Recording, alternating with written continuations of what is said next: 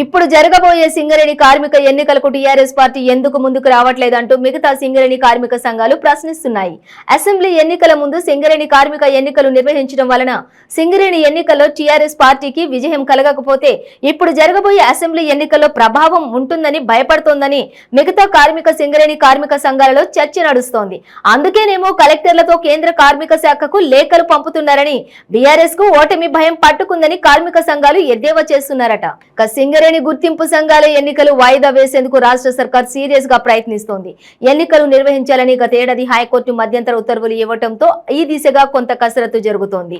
ఇందులో భాగంగానే ఇటీవల అసిస్టెంట్ లేబర్ కమిషనర్ ఆధ్వర్యంలో యాజమాన్యం కార్మిక సంఘాల మధ్య చర్చలు కొలిక్కి వచ్చాయి. ఆగస్టులో సింగరేణి గుర్తింపు సంఘం ఎన్నికలు నిర్వహిస్తామని సమాచారం బయటపడింది.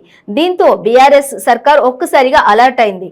ఈ ఏడాది చివర్లో అసెంబ్లీ ఎన్నికలు ఉండటంతో అంతకుముందు జరిగే సింగరేణి ఎన్నికల్లో టీబీజీకేఎస్ ఓడిపోతే కోల్ బెల్ట్ బీఆర్ఎస్ కు మైనస్ అవుతుందని ఆలోచిస్తోంది. ఈ క్రమంలో ఎన్నికలకు తాము రెడీగా లేమని కలెక్టర్లతో కేంద్ర కార్మిక శాఖకు లేఖలు రాస్తున్నట్లు కార్మిక సంఘాలు చెప్తున్నారు. ఉమ్మడి ఖమ్మం జిల్లా, వరంగల్, కరీంనగర్, ఆదిలాబాద్ జిల్లాలో విస్తరించిన సింగరేణిలో గుర్తింపు సంఘం ఎన్నికలను మినీ అసెంబ్లీ ఎన్నికలుగా భావిస్తారు. ప్రధాన పార్టీకి చెందిన అనుబంధ కార్మిక సంఘాలన్నీ బరిలో ఉండటం వల్ల అసెంబ్లీ ఎన్నికలపై ప్రభావం చూపే అవకాశం ఉంటుందని ఆయా పార్టీలన్నీ ఎన్నికలను ఛాలెంజ్ గా తీసుకుంటున్నాయన్న ఆలోచనలో ఉన్నారు.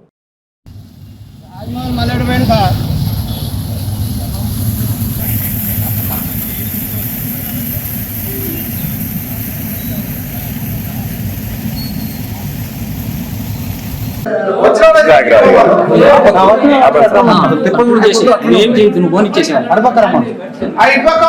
వెళ్ళిపోండి, అందరూ వెళ్ళిపోండి.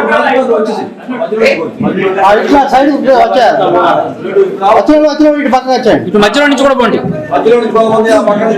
ఇటు డ్రమ్ యువత నుంచి కొంతమంది పోండి. వెళ్ళండి, ఇటు వెళ్ళండి.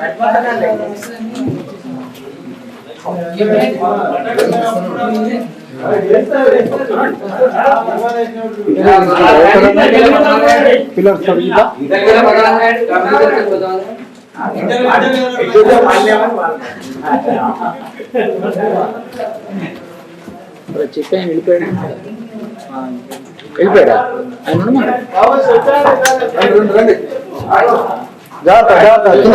Cable cable